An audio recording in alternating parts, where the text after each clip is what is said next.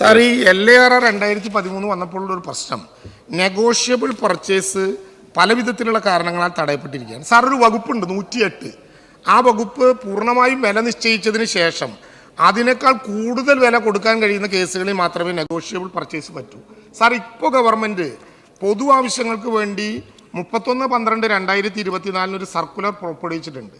Sir, ഇതനുസരിച്ച് ഭൂമി ഉടമകൾ സമ്മതിക്കുന്ന പക്ഷം മതിയായ ഭൂരേഖകൾ ലഭ്യമാണെങ്കിൽ നെഗോഷിയേഷൻ മുഖേന സെയിൽ ഡീഡ് മുഖേന ഭൂമി മേടിക്കാനുള്ള നടപടിക്രമങ്ങൾ ആയിട്ടുണ്ട്. പക്ഷേ ഇതുകൊണ്ട് തീരില്ല. സാർ, നിലവിലുള്ള നിയമപ്രകാരം നെഗോഷ്യബിൾ പർച്ചേസ് വഴി ഭൂമി ഏറ്റെടുക്കാൻ കഴിയില്ല എന്ന് ഹൈക്കോടതിയുടെ ഡിവിഷൻ ബെഞ്ച് പറഞ്ഞിട്ടുള്ളത്. ഈ സാഹചര്യത്തിൽ ഞങ്ങൾ ആലോചിക്കുന്നത്, നമ്മുടെ ഗവൺമെൻറ് ആലോചിക്കുന്നത്, തെലുങ്കാന, കർണാടക, തമിഴ്നാട് എന്നീ സംസ്ഥാനങ്ങളിൽ കൊണ്ടുവന്ന നിയമത്തിൻ്റെ മാതൃകയിൽ കേരളത്തിലും നെഗോഷ്യബിൾ പർച്ചേസിന് വേണ്ടി ഒരു നിയമനിർമ്മാണം നടത്തുന്ന കാര്യം കേരളം ശ്രമം ആരംഭിച്ചിരിക്കുകയാണ്.